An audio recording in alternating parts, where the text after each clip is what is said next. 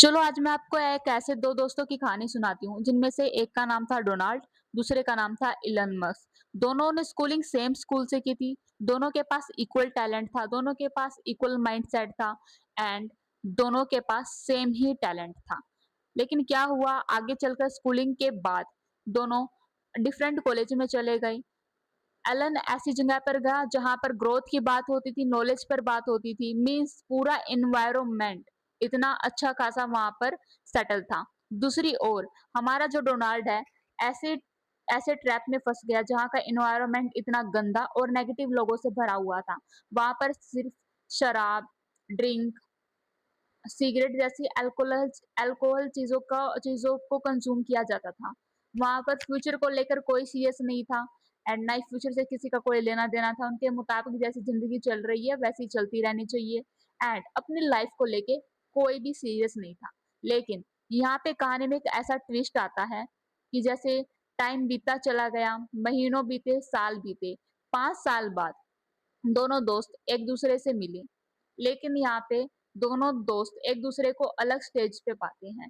वो डिफरेंस कैसा था? चलिए मैं आपको बताती हूँ। 5 साल बाद डोनाल्ड जब इलन मस्क को देखता है, तो उसको वो बहुत ही हाई-फाई क्लास वाला बंदा पाता है। मीन्स वो बिलियनियर बन चुका होता है एंड उसके पास ना धन दौलत की कोई कमी होती है और तरीके से वो उसको बहुत अच्छे तरीके से फिट भी पाता है। उसकी बॉडी को देखता है एंड उसके वे ऑफ टॉकिंग को देखता है एंड दूसरी तरफ हमारा जो डोनाल्ड था, वो बिल्कुल ही उससे डिफरेंट सिचुएशन में था। 20-25 हज़ार की सैलरी से कमा रहा था एंड दूसरी बात उसका लुक भी बिल्कुल ही खराब था। अपनी उम्र से ज़्यादा एज्ड का वो पर्सन लग रहा था एंड सबसे बड़ी बात उसके पास लाखों का कर्जा था।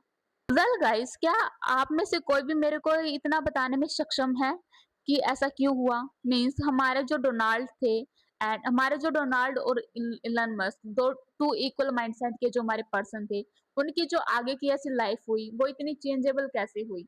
मीन्स दोनों की सिचुएशन में इतना डिफरेंस कैसे आया? क्या दोनों के पास अलग-अलग टैलेंट था? या फिर दोनों की कैपेसिटी अलग-अलग थी? वेल इसका आंसर मैं ही देती हूँ।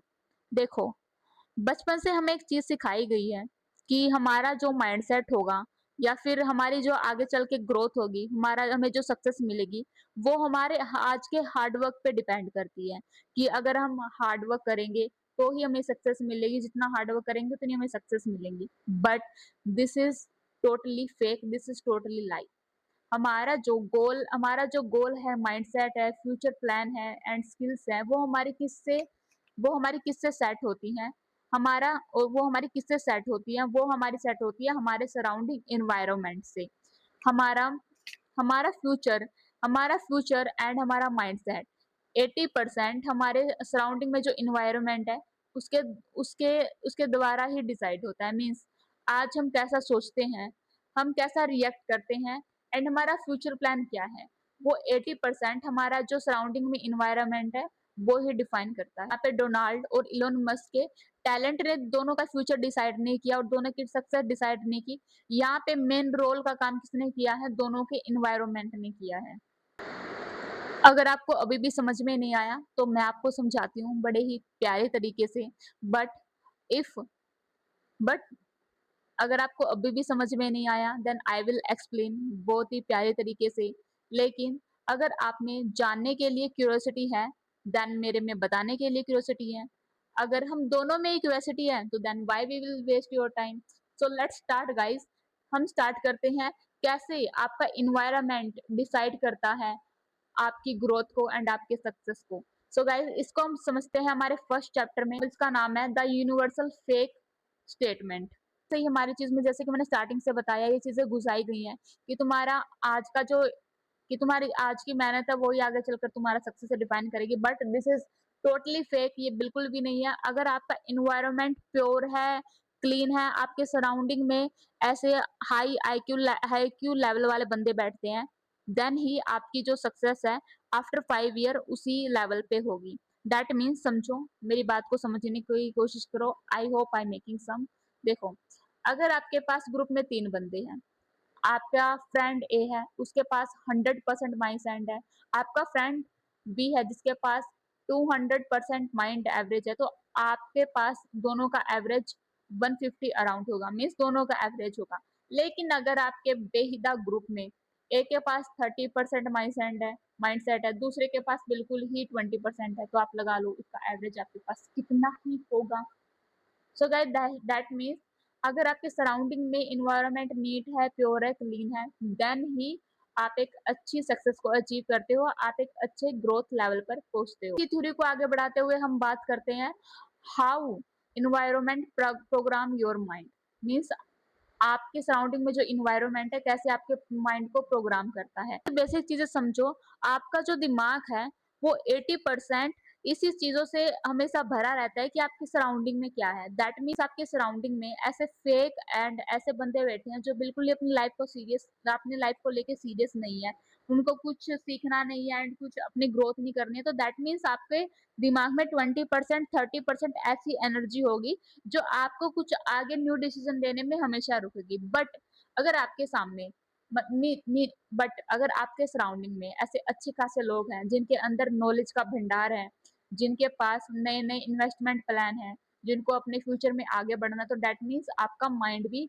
उन्हीं चीजों को लेके आगे रीच करे। जो आगे चल के आपके डिसीजन होंगे अपने फ्यूचर को लेकर, वो 80% इन्फ्लुएंस्ड करे जाएंगे, किसके किसके द्वारा किए जाएंगे, ओनली जो आपके सराउंडिंग में जो इन्वायरमेंट है उसके द्वारा। एक छोटी सी चीज समझो, अगर आपके पास बिल्कुल ही नेगेटिव पर्सन है, ऐसे पर्सन है जिन्होंने अपनी लाइफ को सीरियस ही नहीं ले रखा, तो आप कितने भी मोटिवेटेड हो, कितने भी डिसिप्लिन्ड हो, आप चाह करके भी उस स्टेज को हासिल नहीं कर पाओगे जिसके ड्रीम आपने देखे हैं, क्योंकि वहां पे आपका दिमाग इतना थक जाएगा उन चीजों को सोचकर, उन चीजों को देखकर, कि वो आपको लाइफ में आगे बढ़ने ही नहीं देंगे। अगर आपका इन्वायरमेंट गंदा है, नेगेटिविटी नेगेटिविटी से भरा पड़ा है, तो आपका भी स्टैंडर्ड उतना ही डाउन जाएगा। आपकी जो मेंटालिटी है वो एवरेज लोगों की मेंटालिटी जैसे ही हो जाएगी। एक तरीके से बड़े-बड़े जो साइकोलॉजिस्ट हैं, उन्होंने भी यही चीज़ बताई है कि आपका जो स्टैंडर्ड है, वो आपके माइंडसेट के शिफ्टिंग पर डिपेंड करता है। लाइक अगर जितना आपका माइंडसेट होगा, उतना ही आपका स्टैंडर्ड होगा, और स्टैंडर्ड किस पे डिपेंड होगा, वो आपके आपके एनवायरनमेंट पे डिपेंड होगा। इसी को हम बोलते हैं पीयर इफेक्ट। तो गाइस, अगर किसी चीज़ को हम कंज़्यूम नहीं करना चाहते हैं, मीन्स हम अपने इच्छा से उस चीज़ को डिफाइन नहीं कर रहे हैं, हम उन चीज़ों को सीरियस नहीं ले रहे हैं, बट उसके बावजूद भी हमारा माइंड उनको सबकॉन्शियसली सीरियस लेने के लिए हमें मजबूर कर देगा। This is the power of environment. Like हमारे सराउंडिंग में जो चीज़ें हैं, वही हमारा आगे चल के देखो, अगर आप ऐसे बंदों के पास बैठते हो जिनकी सैलरी 20 के है, 25 के है, एंड उनके अकॉर्डिंग ही ज़्यादा से ज़्यादा पैसा उड़ाने में, ज़्यादा खर्च करने में, या फिर शो ऑफ की ज़िंदगी जीने में बिलीव करते हैं, लाइक उनको जितना कमाना उससे कई ज़्यादा फ्लेक्स करना पसंद है, तो उसी तरीके का आपका माइंडसेट होगा। अगर आपके कोई 20-25 हज़ार की सैलरी से गोवा जा रहा है, बाहर जा रहा है, उसको ऐसे घूमना-फिरना पसंद है, ऐसे एक तरीके से फ्लेक्स करना पसंद है कि जैसे ज़िंदगी चल रही है वैसी चलती रहे, तो आपका भी माइंडसेट ऐसा ही हो जाएगा। एक तरी बट अगर से दूसरी ओर आप आपका एनवायरनमेंट ऐसे लोगों से भरा हुआ है, जिनके पास इन्वेस्टमेंट करने के प्लान हैं, ग्रोथ करने के प्लान है, तो दैट मीन्स आपका माइंडसेट भी वैसा ही होगा। हाँ, स्टार्टिंग में आपको लगेगा कि थोड़ा अजीब-सा लगेगा कि इतना खुले दिमाग वाला आदमी है। एक टाइम पे ऐसा लगता है कि जो इन्वेस्टमेंट वाले या फिर बड़े अपनी स्किल्स को अपग्रेड करने वाले लोगों के साथ बैठकर ऐसा लगता है कि हाँ, ये लोग दूसरी दुनिया से आए हैं, बट गाइस, आपका ऑरा उन लोगों के साथ बैठने से अलग ही हो जाता है। आप खुद को एक ऐसे एनवायरनमेंट में पाते हो, जहाँ आप खुद को फ्रीली महसूस करते हो, आपका दिमाग भी ओपन होता है एंड आप खुद में एक फ्रीडम भी महसूस करते हो। इस तरीके के लोगों में बैठने से आपका ऑरा निखर के आता है, आपका ऑरा डिफाइन किया जाता है। सो गाइस, अगर आप इस तरीके के इन्वेस्टमेंट और ग्रोथ वाले पर्सन के साथ बैठोगे, तो आपकी नेट वर्थ वैसे ही डिसाइड की जाएगी एंड आपका बैंक बैलेंस भी उन्हीं लोगों के जैसा ही बन जाएगा। मीन्स जैसे कि मैंने आपको एक एवरेज वाला फॉर्मूला बताया, जैसा आपके सराउंडिंग में बंदे हैं, किसी के पास 200 है, किसी के पास 300 है, तो उनका एवरेज भी आपके पास 200 ही होगा। दैट मीन्स दोनों को मिला के। I hope I making some sense. And guys, इस वीडियो का सबसे अब इम्पोर्टेंट पार्ट होने वाला है the invisible environment. That means देखो, कुछ हमारा दिमाग में एक अलग ही इनविजिबल एनवायरनमेंट चल रहा होता है कि जैसे कि मैं खुद को 2 साल बाद ऐसा देखती हूँ कि मेरा खुद का घर हो, मेरी खुद की गाड़ी हो, मेरा खुद का बंगला हो। एक इनविजिबल एनवायरनमेंट होता है कि हम खुद को उस तौर पर देख रहे हैं, लाइक मैनिफेस्ट कर रहे हैं। सिंपल वर्ड्स में बोलूँ तो देखो, मान लो आपका एक दोस्त है, वो जिम में गया है एंड आप उसको फर्स्ट टाइम भी लेके जा रहे हो, सोचो कि फर्स्ट टाइम भी लेके जा रहे हो और उसको बोलो कि भाई ये 2 किलो का 2 किलो तो चलो कोई भी उठा लेता है, 5 किलो का ये डंबल है, भाई ये तू उठा के दिखा। तो एक टाइम पर आपको वो क्या बोलेगा, नहीं भाई मेरी बस की बात नहीं है। लेकिन दूसरी ओर आप उसको ऐसा लालच दो, लालच नहीं सोचो, लेकिन आप दूसरी तरफ इस टास्क को चेंज कर दो। चेंज किस वे में कर दो, आप उसको ये बोलो कि भाई तू ऐसा सोच, तेरी गर्लफ्रेंड सामने खड़ी है और तेरे को फ्लैश करना है और तब ये डंबल उठा। तो क्या आप मना कर पाओगे? आपकी वहाँ पे काम करने की जो अंदर की कैपेसिटी है, आपकी अंदर का जो क्यूरियोसिटी है या फिर आप करने की जो क्षमता है, आपकी कैपेसिटी है वो 2x हो जाएगी। वो किस वज़ह से होगी?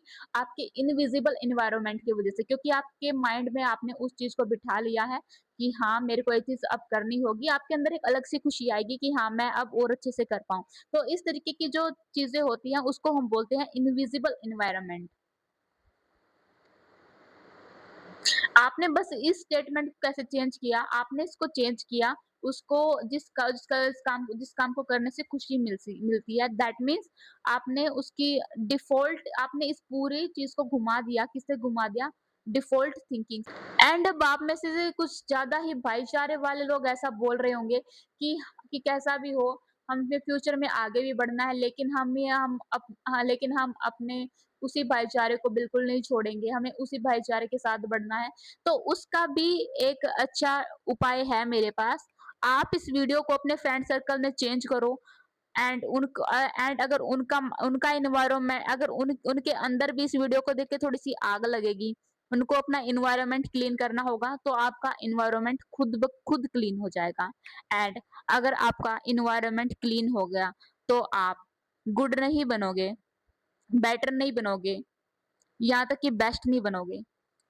आप बन जाओगे एक masterpiece. So guys, I hope आपको वीडियो अच्छी लगी हो एंड आपको भी इसी तरीके का रियलिटी से रिलेटेड कंटेंट चाहिए, तो इस चैनल को सब्सक्राइब कर लो एंड वीडियो को लाइक करके जाओ एंड वीडियो को शेयर तो करो ही करो, बिकॉज़ अगर आपका एनवायरनमेंट प्योर है, क्लीन है। मिलते हैं नेक्स्ट वीडियो में। Take care, thanks for watching my video.